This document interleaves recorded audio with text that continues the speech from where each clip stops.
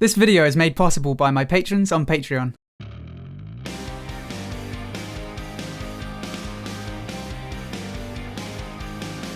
Hello everyone, my name is Ziamaro and welcome to Battlerite Sage. Well, it was unclear whether or not we'd be seeing any changes before the BPL finals, but it looks like the rumours were true, and all three components of the Rook meta are in the firing line. As I said in my video about the Rook meta last week, I do think it's a fun comp to watch, but balancing it before BPL I think is the right call. For those of you who didn't know, the BPL finals will be held at Dreamhack this month. So for a lot of people who attend, this may be their first experience of Battlerite. And personally, as much as I've enjoyed watching the Rook meta, I don't think it looks good for a game with such a diverse roster to be boiled down to one champion and anything that works with or against him. There were some concerns about players in BPL being thrown off by changes so close to the finals, but come on guys, they're the pros. Constant balancing is just a feature of esports. So just like in any other esport, if you want to play competitively, you do need to be able to adapt quickly. Even if it is a problem for some people, I think it's still better than Battlerite looking like a one champion game. I don't know how many of you are into Overwatch, but remember the last World Cup where Mercy was absurdly overpowered? Blizzard didn't want to change her so close to the World Cup, but honestly, they should have just done it anyway, because it was a really boring competition to watch as a result. So with that said, here are today's changes. And let's just jump straight in at the deep end with Rook. So apart from Frenzy, literally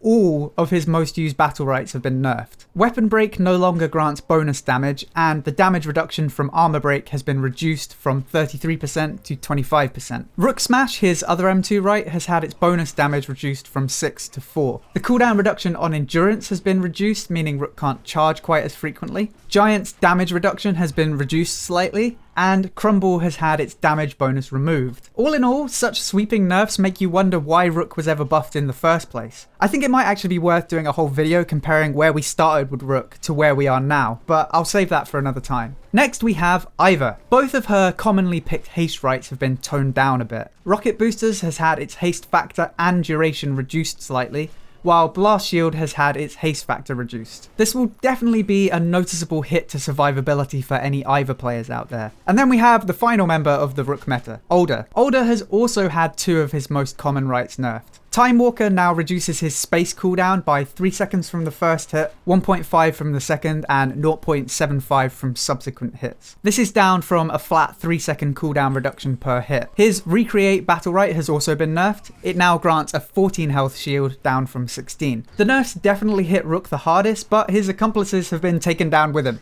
Now let's take a look at the rest of the roster, starting with Alicia. After months of constant buffs, Alicia actually sees some of her first nerfs. Her Icebreaker Battlerite no longer grants bonus damage, so now it only shatters frozen targets. Her Space Recast right, Twirl, no longer inflicts chill on the recast, and Snowstorm, the E-right that leaves a lingering AoE after Flash Freeze, has had its damage reduced by 2. Bakko has received some small changes. His new right, Hold the Line, has had a rework. Originally, it gave an 18 health shield to a nearby ally with the lowest health. It now grants a 14 health shield to both Bakko and the nearest ally. So if you can get value out of it, it's definitely a buff. And another buff for Bakko, Rampage, his R right, has had its haste factor increased slightly. Next up, Destiny. This is just a bug fix really, but previously if you used Transform Weapon to grant shields and then walked through her wall with Plasma Booster, the Plasma Booster shield would overwrite any shield granted by Transform Weapon.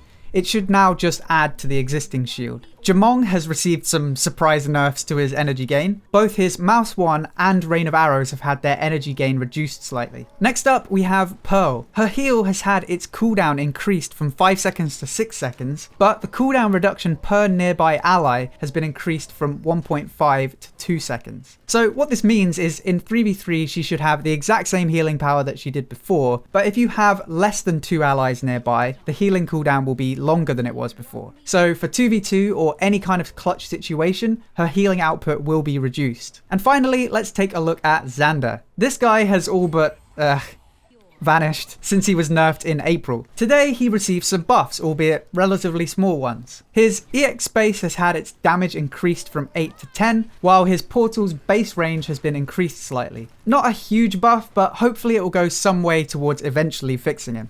So, all in all, the changes are relatively small compared to other recent patches, but the sweeping changes to Rook will almost certainly put a stop to Rook's dominance. A few surprises there with the nerfs to Jumong and Alicia, but let me know what you guys think down in the comments. I hope you enjoyed this video. If you did, then please feel free to subscribe for more Battlerite guides, news, and discussion. If you'd like to help support the channel and get some unique rewards, then head over to patreon.com/battleritesage. And don't forget to check out twitch.tv/battleritesage. Until next time, thank you for watching, and I'll see you soon.